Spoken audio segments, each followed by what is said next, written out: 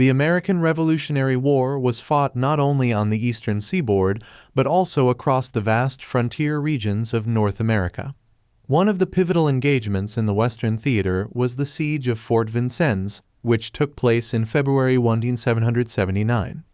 This dramatic and daring confrontation between American forces and British defenders significantly influenced the control of the Western territories, led by George Rogers Clark. The successful siege showcased the strategic importance of the frontier in the broader struggle for American independence. Background: strategic importance of Vincennes. Fort Vincennes, located in present-day Indiana along the Wabash River, was a crucial outpost in the Illinois country. Originally established by the French, it came under British control after the French and Indian War. The fort's location made it a vital link in the chain of forts that the British used to control the western frontier and maintain alliances with various Native American tribes. The British, under Lieutenant Governor Henry Hamilton, used Fort Vincennes as a base to launch raids on American settlements, aiming to prevent westward expansion by the colonists. The fort's capture by American forces would disrupt these plans and weaken British influence in the region. George Rogers Clark's Western Campaign. George Rogers Clark, a militia officer from Virginia, recognized the strategic significance of controlling the Illinois country. In mid-1778, he launched a bold campaign to capture British-held forts in the region. His forces seized Fort Kaskaskia and Fort Cahokia with minimal resistance, gaining the support of local French settlers. Clark then set his sights on Fort Vincennes. In December 1778, Captain Leonard Helm, an American officer, briefly took control of Vincennes with the help of local militia. However, in January 1779, Hamilton recaptured the fort with a force of British soldiers, Loyalists, and Native American allies, reinforcing its defenses. The siege, Clark's daring winter march.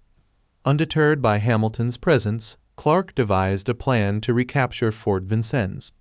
In February 1779, he led a small force of about 170 men on a grueling 180-mile march from Kaskaskia to Vincennes. The journey was fraught with hardships, including freezing temperatures, waist-deep flooded plains, and treacherous conditions. Despite these challenges, Clark's determination and leadership kept his men motivated. On February 23, 1779, Clark's exhausted but resolute force arrived near Vincennes. They approached the fort under the cover of darkness, taking advantage of the element of surprise. Clark's men began the siege by surrounding the fort and firing upon it from multiple directions, creating the illusion of a larger attacking force. The surrender, Hamilton's capitulation. Clark employed psychological tactics to pressure Hamilton into surrendering. He sent a message demanding the fort's immediate surrender and warning of dire consequences if resistance continued. To emphasize his resolve, Clark ordered the execution of several Native American allies of the British in view of the fort's defenders, showcasing his willingness to use brutal measures if necessary. On February 25, after 2 days of intense and demoralizing siege, Hamilton realized his precarious position. With supplies dwindling, morale low, and no hope of reinforcements, he agreed to surrender Fort Vincennes to Clark. The American forces took control of the fort without further bloodshed. Aftermath and significance. The capture of Fort Vincennes was a significant victory for the American forces in the West. It bolstered American claims to the Western territories and disrupted British plans to use the region as a base for launching attacks on American settlements. The victory also enhanced George Rogers Clark's reputation as a formidable military leader and boosted American morale. Clark's success at Vincennes helped to secure the western frontier for the United States and laid the groundwork for future American expansion. The victory also demonstrated the strategic importance of the Western territories in the broader context of the Revolutionary War, highlighting the interconnectedness of various theaters of conflict.